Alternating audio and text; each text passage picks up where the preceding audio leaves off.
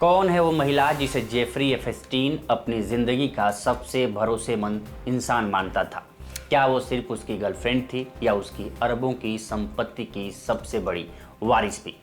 और अगर एफस्टीन पर दुनिया भर में सैकड़ों नाबालिग लड़कियों के यौन शोषण के आरोप थे तो फिर एफबीआई ने इस महिला से कभी पूछताछ क्यों नहीं की? अमेरिकी जांच एजेंसियों के नए दस्तावेजों ने कई ऐसे सवाल खड़े कर दिए हैं जिनके जवाब अब तक दुनिया नहीं जानती थी। बेलारूस की एक डेंटिस्ट फर्जी शादी के जरिए नागरिकता, करोड़ों डॉलर के तोहफे, हजारों निजी ईमेल, आखिरी फोन कॉल और मौत से ठीक पहले बदली गई वसीयत। इस पूरी कहानी में ऐसे कई मोड़ हैं जो किसी क्राइम थ्रिलर से कम नहीं लगते।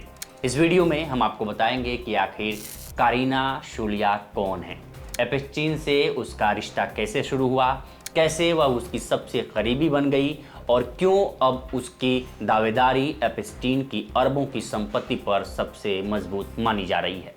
दरअसल दुनिया के सबसे कुख्यात यौन अपराधियों में शामिल जेफरी एफस्टीन की मौत को 7 साल हो चुके हैं, लेकिन उसकी अरबों रुपयों की संपत्ति को लेकर विवाद अब भी जारी है।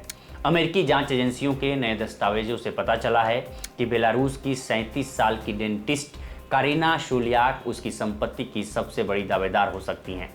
दस्तावेजों के मुताबिक एफस्टीन ने अपनी वसीयत में कारीना के नाम करीब 959 करोड़ रुपए की संपत्ति और 33 कैरेट की हीरे की अंगूठी छोड़ी थी। न्यूयॉर्क टाइम्स की रिपोर्ट के मुताबिक कारीना शुलियाक एफस्टीन की गर्लफ्रेंड थी। 10 अगस्त 2019 को न्यूयॉर्क की जेल में मौत से पहले एफस्टीन ने आखिरी फोन कॉल भी उन्हें ही किया था। जेफरी एफस्टीन की 2019 में मौत के बाद डॉक्टर कारीना शुलियाक लोगों की नज़रों से दूर रहकर सामान्य जिंदगी जी रही थी। हालांकि ये ज़्यादा समय तक नहीं चल सका। जनवरी के आखिर में अमेरिकी न्याय विभाग ने एफस्टीन से जुड़े करीब 30 लाख पन्नों के दस्तावेज, ईमेल और रिकॉर्ड जारी किए। इनमें डॉक्टर कारीना शुलियाक और एफस्टीन के बीच हुए हजारों निजी ईमेल और दोनों की साथ में ली गई कई तस्वीरें भी शामिल हैं। इन दस्तावेजों से दोनों के करीब 8 साल पुराने रिश्ते का खुलासा हुआ है।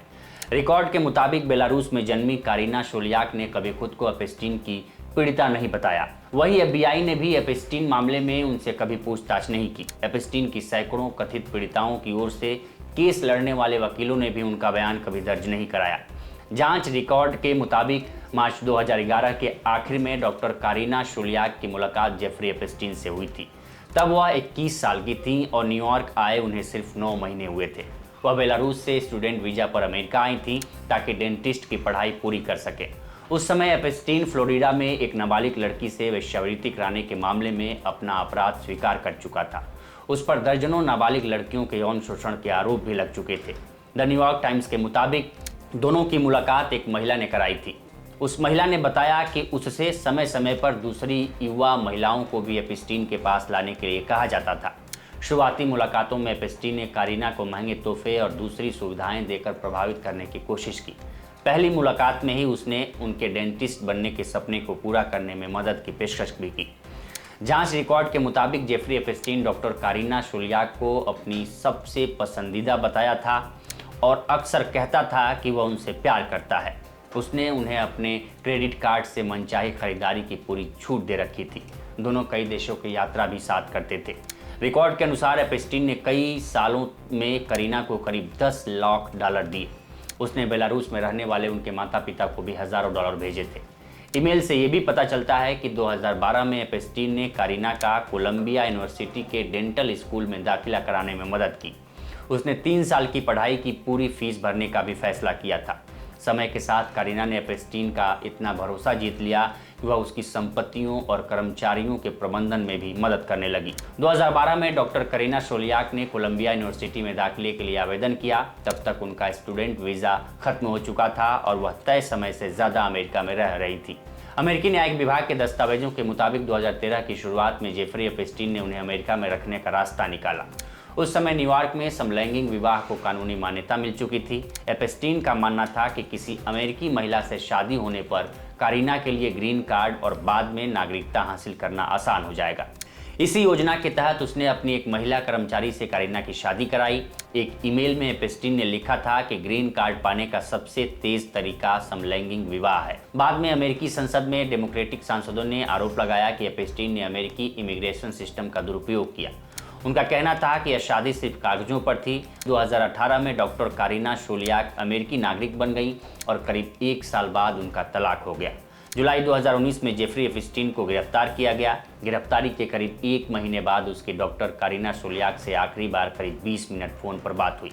इस दौरान उसने कहा था कि सेक्स ट्रैफिकिंग का मामला उसकी उम्मीद से ज़्यादा लंबा चलेगा। अगले ही दिन 10 अगस्त 2019 को एप्स्टीन न्यूयॉर्क की जेल में मृत पाया गया।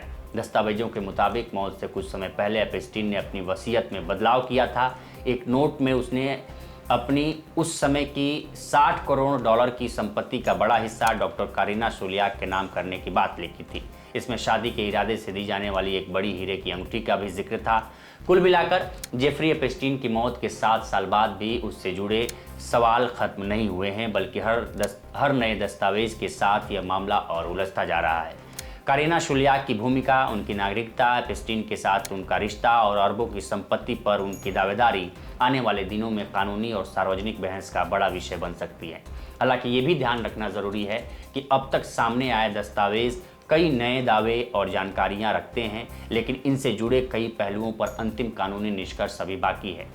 आप इस पूरे मामले को कैसे देखते हैं? क्या कारीना शोलियाक सिर्फ एप्स्टीन की करीबी थी या उन्हें उसकी संपत्ति का वारिस बनना पहले से बनाई गई योजना का हिस्सा था? अपनी राय हमें कमेंट बॉक्स में ज़रूर बताइए। अगर आपको ये वीडियो जानकारीपूर्ण लगा हो तो इसे लाइक करें, शेयर करें, चैनल को सब्सक्राइब करें और ऐसे ही गहन पड़ताल वाली खबरों के लिए हमारे साथ जुड़े रहें। नमस्कार।